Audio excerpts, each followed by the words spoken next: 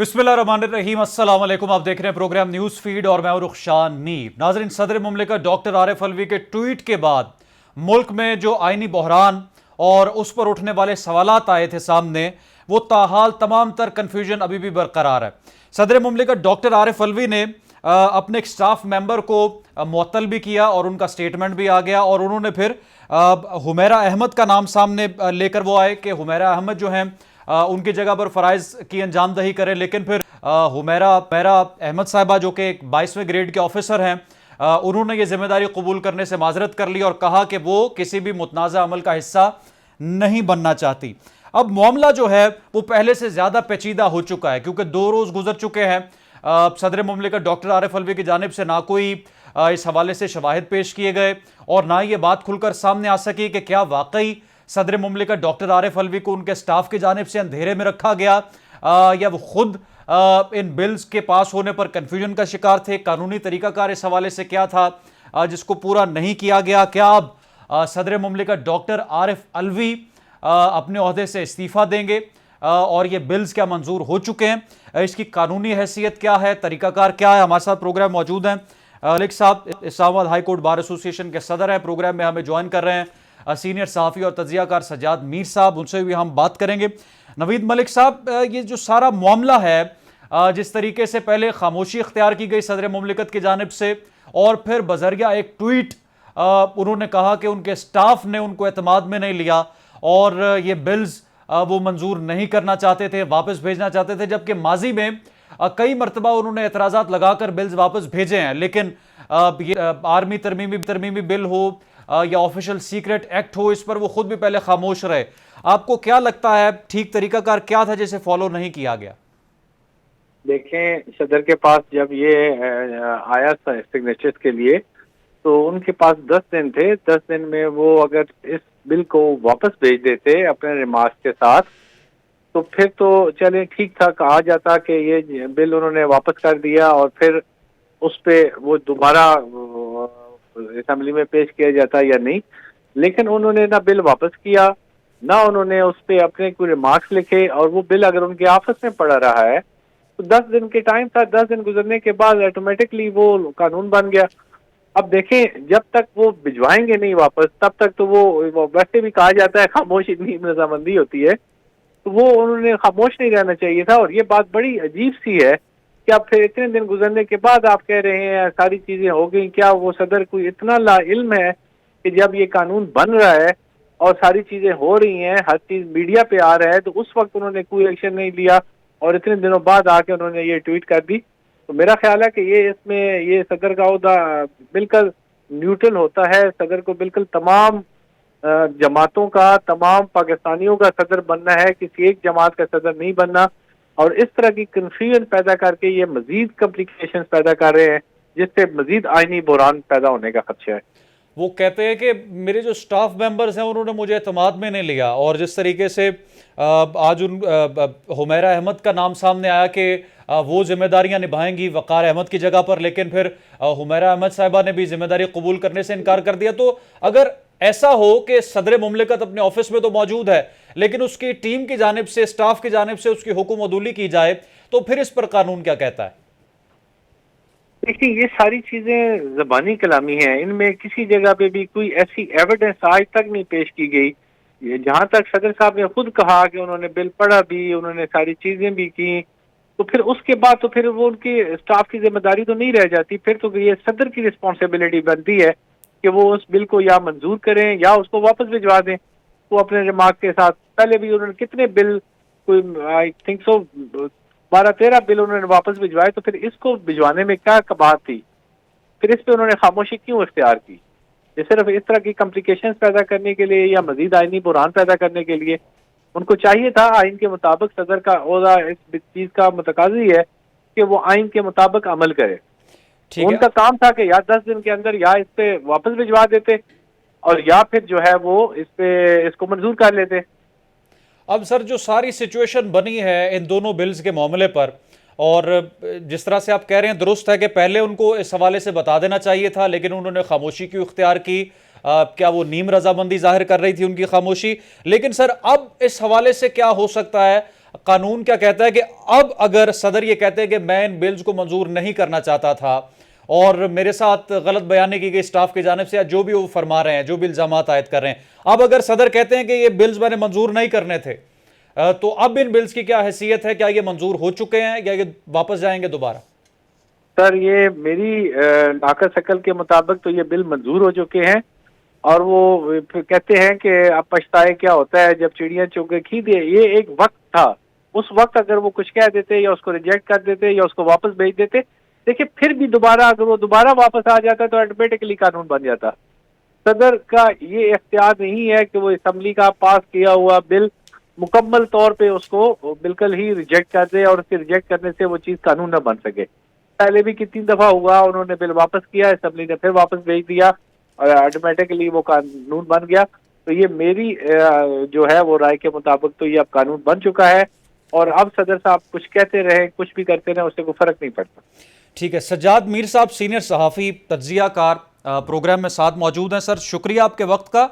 अभी सर ये जो सारी डिबेट चल रही है, सज्जाद मीर साहब आपकी चूंकि दोस्ती भी रही है डॉक्टर आरिफ अलवी से, और आप सारे मामलात को अपना तज्जिया हमारे साथ शेयर करें कि अब सदर मुमलिकत ने कहा कि मुझे मेरे स्टाफ की जानिब से अंधेरे में रखा गया, बहुत से शकूक व शुबहात पैदा हो रहे हैं। हो सकता है कि पहले सदर मुमलिकत मान गए हों, लेकिन बाद में उन्होंने फेस सेविंग के लिए या दोनों साइड्स मेंटेन करने के लिए ट्वीट कर दिया हो। आपको क्या लगता है, उनसे गलती हुई या वाकई उनको अंधेरे में रखा गया? सर देखिए, बात यह है कि आरिफ अलवी जो हैं, इसमें कोई शक नहीं है कि एक मुहब्बे वतन शख्स हैं, लेकिन जब से पीटीआई जिसने भी ज्वाइन की होती है वो एक मुश्किल में फंस जाता है और वो भी इस मुश्किल में फंसे हुए हैं।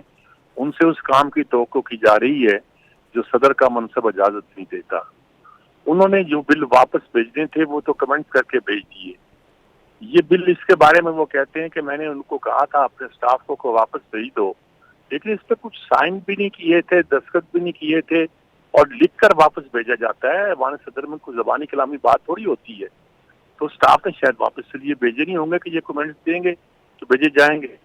अब हुआ ये कि जब ये बिल चले गए, लॉ बन गया, आ गया, उस लॉ के तहत मुकदमात भी शुरू हो गए, फुरत चलाकी के साथ कह लीजिए, कुछ कह लीजिए, तो उनकी पार्टी ने उस पर डाला होगा, बोझ डाला होगा कि चेयरमैन के खिलाफ भी मुकदमा हो गया इसी बात पर, शाह महमूद कुरैशी के बारे में भी हो गया, ये आपने क्या कर दिया।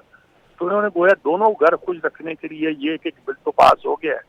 उन्होंने कहा कि इससे नतीजे के तौर पर जिनको तकलीफ होगी, प्रॉब्लम पैदा होगा, उनसे मैं मदद करता हूँ, लेकिन अल्लाह की कसम मैंने इस पर साइन नहीं किया।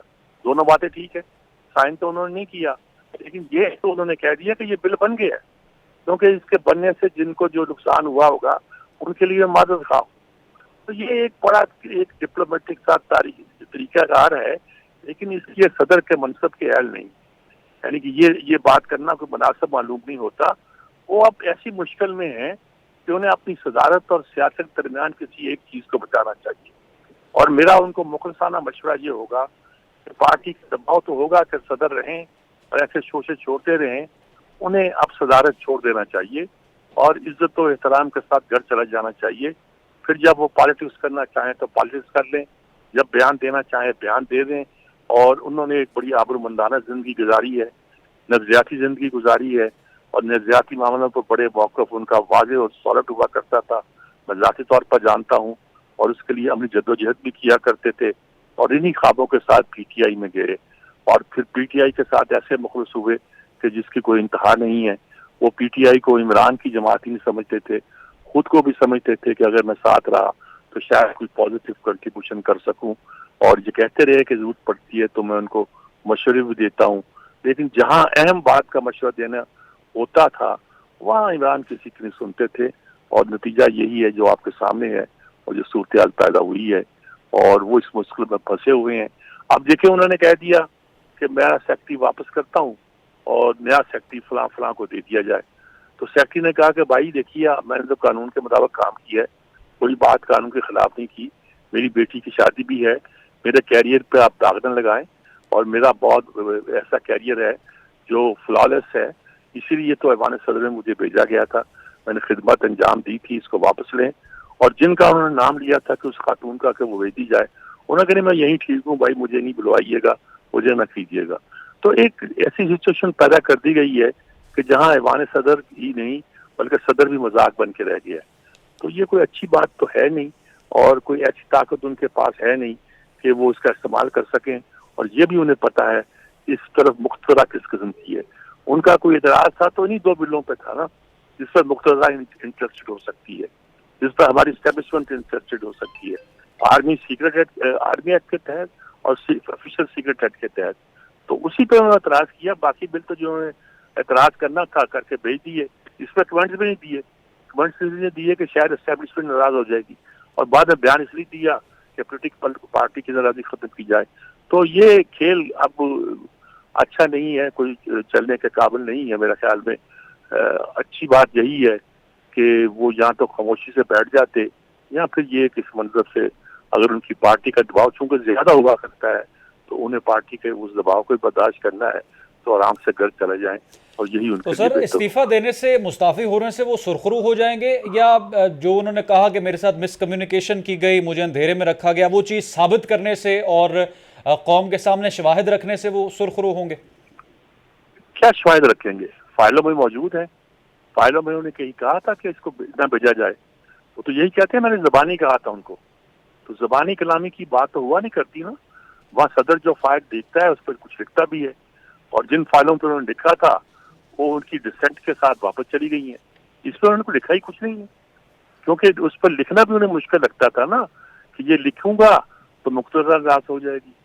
तो उस वक्त वो बड़ा सेफ गेम खेलने के कायल थे कि वैसे भेज दिया जाए, और एस्टेब्लिशमेंट उससे भी तेज निकली। उन्होंने देखा 10 दिन पर वो आया नहीं तो उन्होंने नोटिफाई कर दिया। उस वक्त भी टस से मस नहीं हुए। उसके बाद नोटिफाई करने के बाद उस पर कार्रवाई शुरू कर दी। चेयरमैन को और डिप्टी चेयरमैन को गिरफ्तार भी कर दिया, गिरफ्तारी भी शो कर दी, और उसके साथ ही एक अदालत भी बना दी जिसने रिमांड भी ले लिया। तब उनको ख्याल आया, उन्होंने बयान दे दिया, क्योंकि पार्टी ने उस पर दबाव डाला होगा कि आपने साइन क्यों किए। आज ये सारी एक अजीबोगरीब बात है। अदालत भी यही काम कर रही है कि जब पार्लियामेंट टूट गई तो वो एक कानून जो रोका हुआ था उसकी जजमेंट का फैसला दे दिया। और ये भी अब ऐवान सदर से भी ये काम शुरू हो गया कि उन्होंने देखा कि अगर मैं ये बिल वापस भेजूंगा तो मुश्तरका पार्लियामेंट का इजलास होगा नहीं, तो शायद ये काम ना करे। तो इस तरह की मेरा ख्याल में स्टेट के मामला में इस तरह के तरीके जो है वो चला नहीं करते। बदकिस्मत थे आरिफ अलवी एक ऐसी रजीम के सदर बने हैं जिसमें ये काम जो था आसान नहीं था, और उन्होंने बड़ा अच्छा दबा लिया, उन्होंने बड़ा अच्छा कर लिया। और जो मुश्किलात में है, लेकिन उन्हें कई जगह साइन करना पड़ा, एक दिन में असेंबली तोड़ना पड़ी, और बहुत से काजी फाइज तक वो भेजना पड़ा, रेफरेंस भेजना पड़ा, और बहुत से इकदाम करने पड़े। उन्हें शहबाज शरीफ का हलफ लेने से बचने के लिए खुद को बीमार जाहिर करना पड़ा। तो ये सारी चीजें जो है जो उनके शान शान नहीं सोते के, इससे उन्हें अवॉइड करना चाहिए। ऐसा हुआ नहीं करता। हल्फ लेने का मामला जो है ये मामूली बात नहीं थी, दुनिया में कहीं नहीं होता। सदर मुखालफत भी करता है, अपनी इस काबीना की तसल्लुफ उठाया करता है। इसकी कई मिसालें मौजूद हैं और वो बयान भी की जा सकती है।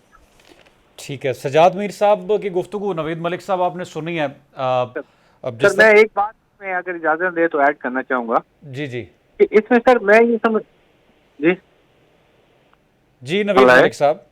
सर देखिए, इसमें अगर उन्होंने खामोशी इख्तियार की या नहीं किया तो इस हवाले से भी जो आइन है वो बड़ा वाज़ेह है, उसमें कोई इबहाम नहीं है। देखिए आर्टिकल 75 है। आर्टिकल 75 में जो है वो कैटेगोरिकली लिखा हुआ है कि जब आपको बिल भेजा जाएगा, shall be presented to the president shall given his assent within 10 days, failing which such assent shall be deemed to have been given। कि अगर 10 दिनों में उन्होंने अपनी कोई कंसेंट नहीं दी तो फिर यही तस्वर किया जाएगा कि कंसेंट दे दी गई।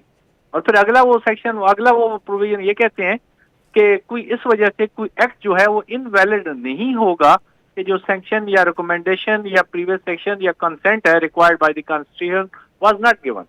तो इसमें तो वो कोई ऐसा इबहाम नहीं है।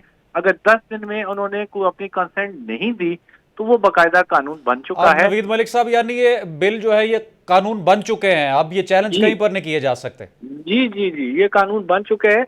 इसमें ये नहीं लिखा कि वो अगर सेंक्शन नहीं देंगे तो वो कानून नहीं बनेगा। उन्होंने कहा है कि अगर 10 दिन में वो नहीं करेंगे तो फिर यही तस्वर किया जाएगा कि ये जो है वो कंसेंट दे दी गई है।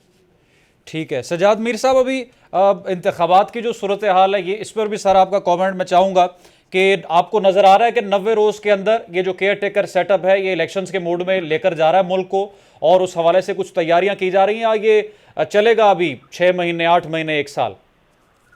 देखिए 90 दिन के अंदर इंतखाब कराना अगर आइन का तकाजा है तो नया जब मर्दमशुमारी आती है तो उसके तहत डिलिमिटेशन करना भी आइन की तकाजा है, उसकी जिम्मेदारी है। आपकी जिम्मेदारी को लबाना लाजमी है और किसको छोड़ना नजरअंदाज करना लाजमी है। देखिए मर्दमशुमारी के मामले में खास तौर पर कुछ सूबों ने बड़ा हंगामा खड़ा कर रखा था और उस हंगामे के नतीजे के तौर पर बहुत से मसाइल भी पैदा हो रहे थे और खासतौर पर सिंध में कराची वाले बड़ा शोर बचा रहे थे। तो ये तो अगर सेंटर देता एक हमारी जो काउंसिल है तो इससे और भी क्राइसिस पैदा होता। उस क्राइसिस को खत्म किया गया है और मेरे ख्याल में ये एक पॉजिटिव बात है।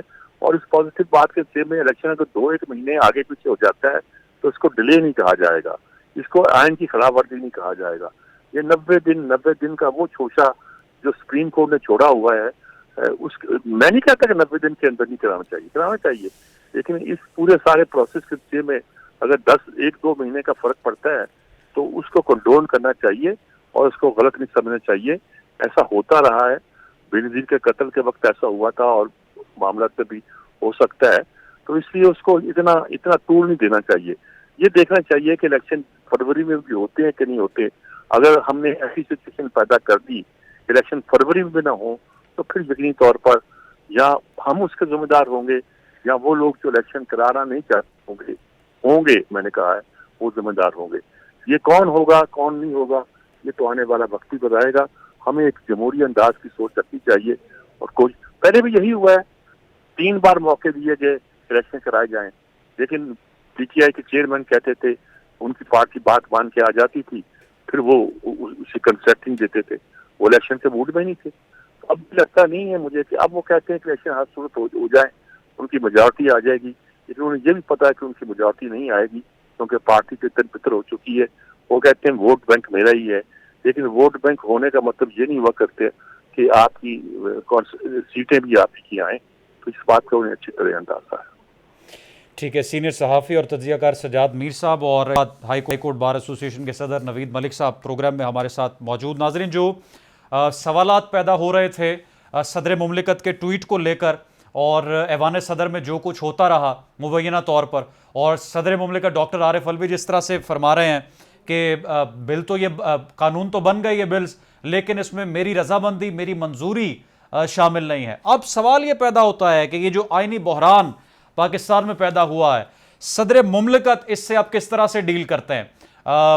जिसको तब्दील करना उन्होंने चाहा तब्दील कर दिया, जिसका नाम सामने रखा उसने आने से माजरत की, अपनी जिम्मेदारी ये इसको मुतनाज़ा अमल करार दिया। अब सदर मुमलिकत किस तरह से साबित करेंगे कि उनको अंधेरे में रखा गया? क्या वो साबित कर पाएंगे? अगर नहीं करते तो क्या वो अपने इस ओहदे से मुस्ताफ़ी होंगे?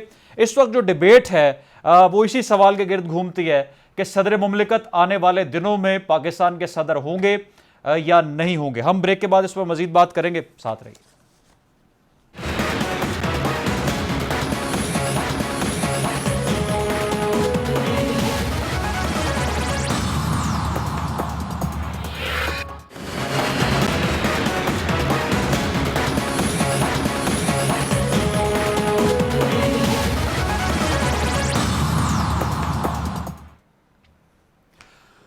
Welcome back. नाजरीन, प्रोग्राम में कुछ बात करते हैं। आज सुबह से आपको टेलीविजन स्क्रीन पर एक चेयरलिफ्ट की वीडियो या फुटेज दिखाई दे रही है और यह बड़ा संजीदा मामला है। सुबह 7 बजे से ये बच्चे चेयरलिफ्ट के अंदर जो है वो फंसे हुए हैं और ये अपने स्कूल जा रहे थे कि लिफ्ट की 3 में से 2 रस्सियां टूटने से ये चेयरलिफ्ट तकरीबन 900 फुट की बुलंदी पर फंस गई।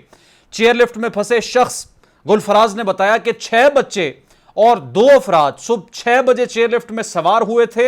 7 बजे चेयरलिफ्ट की पहले एक रस्सी टूटी और फिर बाद में दूसरी रस्सी भी टूट गई और यह चेयरलिफ्ट 1 मील चली तो उसके बाद पहली रस्सी टूटी और ये मनाजिर इंतहाई खौफनाक, और सिर्फ पाकिस्तानी टीवी स्क्रीन पर आपको ये नहीं दिखाई दिए बल्कि इसको इंटरनेशनल मीडिया ने भी कवर किया कि एक मामला तो यह है कि क्या बच्चों को स्कूल जाने के लिए कोई रास्ता दूसरा नहीं था उनके पास कि जिसके जरिए वो स्कूल जाते, और कितने अरसे से ये बच्चे इस चेयर लिफ्ट पर जो है वो सवार होकर स्कूल जा रहे थे, और इतनी खस्ता हाली कि एक के बाद पहले दूसरी रस्सी भी टूट गई और कई घंटे गुजर गए इस ऑपरेशन को मुकम्मल करने में, और ये ऑपरेशन जो है इस वक्त भी मुकम्मल नहीं किया गया। अलबत्ता जो पाक फौज है इस ऑपरेशन को कंडक्ट कर रही है और बड़ी कामयाबी के साथ तमाम तर जिम्मेदारियां जो है वो सर अंजाम दे रहे हैं।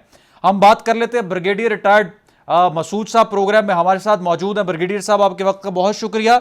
सबसे पहले तो ये बताएं कि ये जो मसला सामने आया है कि चेयरलिफ्ट फंस गई और फिर कई घंटे गुजरने के बावजूद भी अंधेरा हो गया, सुबह से ये मामला चल रहा है, रात हो गई। जाहिर है कि पाक फौज के जवान मौजूद हैं और तसल्ली तो है, लेकिन ये मामला ना सर डिले कैसे हुआ और ताज़ा क्या इस हवाले से अपडेट है? बहुत शुक्रिया जी। सबसे पहले बात यह है कि ये रिपोर्ट हुआ था सुबह 7 बजे के करीब, और उसके बाद प्रॉब्ली देखें ना कि ये अनफॉर्चुनेटली जो आप समझ लें कि जो एडमिनिस्ट्रेशन की रिस्पॉन्सिबिलिटी थी कि वो probably that was not done, क्योंकि रिस्पांस लगता तो यही है बड़ा स्लो था और इसके बाद कोई एक्शंस लिए नहीं गए, और वहां से लोग वैसे शोर मचा रहे थे जिस तरह सोशल मीडिया में चीजें आ रही थी। अनलेस जब आर्मी ने मूव किया है तो फिर हमने देखा कि वहां पे चीजें होती हुई नजर आई हैं, और इसके बाद ये एक किस्म की एश्योरेंसेस रीअश्योर किया गया न सिर्फ बडग्राम के अवाम को बल्कि पाकिस्तान के अवाम को भी कि पाकिस्तान आर्मी यहाँ पे आ चुकी है और इंशाल्लाह दे विल इंश्योर कि यहाँ से सेफ रिकवरी बच्चों की हो। तो अभी बड़े खुश आइंदा वहां से इतलात आ रही हैं इलाके से, और अभी तक 5 बच्चे जी स्पेशल सर्विसेज के कमांडोज ने रेस्क्यू वहां से कर लिए हैं, और इसके बाद अभी 3 के करीब बाकी रहते हैं। तो इंशाल्लाह जी जिस तरीके से वहां पे मेहनत की जा रही है और एक मिशन अफवाज पाकिस्तान में खासतौर पे पाकिस्तान आर्मी के जो स्पेशल सर्विसेज ग्रुप को ये टास्क मिला है रेस्क्यू करने के लिए, तो इंशाल्लाह इसमें ये कामयाब होंगे, क्योंकि आर्मी चीफ इसको पर्सनली मॉनिटर कर रहे हैं, क्योंकि ये एक नेशनल लेवल पे एक ऐसा इशू है जिसमें रेस्क्यू बच्चों की जो रेस्क्यू करना है वो बहुत इंपॉर्टेंट है। सर रेस्क्यू टीमें और यहाँ पर ज़िलाई इंतजामिया है जो भी, वो इतनी नाकामी का उसको सामना करना पड़ा कि जिस तरह से आप फरमा रहे हैं कि फौज की खुसूसी टीमें यहाँ पर पहुंची और chief of the army staff भी इसे मॉनिटर कर रहे हैं। मैं सर आपका कमेंट इस पर भी चाहूंगा कि रोजाना ये बच्चे इस चेयर लिफ्ट के जरिए स्कूल आते जाते थे, इतनी खस्ता हाली यहाँ पर सर? बड़ा वैलिड क्वेश्चन है आपका, और ये मैं सुन रहा था पिछले 8 साल से ऐसा हो रहा है। This not the first time जो अभी मैंने वहां पे सुना। और ये बदकिस्मती देखिएगा कि जो वहां के आप समझ ले जो मेंबर्स थे, चाहे वो प्रोविंशियल असेंबली के हैं या नेशनल असेंबली के हैं, क्या वो एक सड़क और ट्रैक बनाकर नहीं दे सके इन लोगों के लिए? क्या एक स्कूल इनके इलाके में बन नहीं सकता था? और बहुत सारे कभी सवाल खड़े होते हैं कि इसमें क्या किस लेवल पे वहां पे जाके ये नाकामी हुई है, या एडमिनिस्ट्रेशन भी इसमें इन्वॉल्व है, जो नुमाइंदे थे, जो अवाम के नुमाइंदे सिलेक्टेड लोग थे जो वहां पे असेंबलीज को रिप्रेजेंट करते थे आके, उन्होंने क्या किया? तो बहुत बदकिस्मती है। और आप देखें कि खैबर पख्तूनख्वा समझा जाता है पढ़ा लिखा सूबा है, वो अवेयरनेस वहां पे ज्यादा है, लेकिन इसके बावजूद कि वहां पे हालात इस तरीके से अभी तक लोग वो भी मैक शिफ्ट किस्म के जो ये लिफ्ट हैं उसमें आ रहे हैं। और मतलब आप देख लें इसमें फैमिलीज भी बैठती होंगी, बच्चे भी, खवातीन भी बैठती होंगी। अगर खुदा न खास्ता उनके साथ कुछ होता तो फिर क्या होता?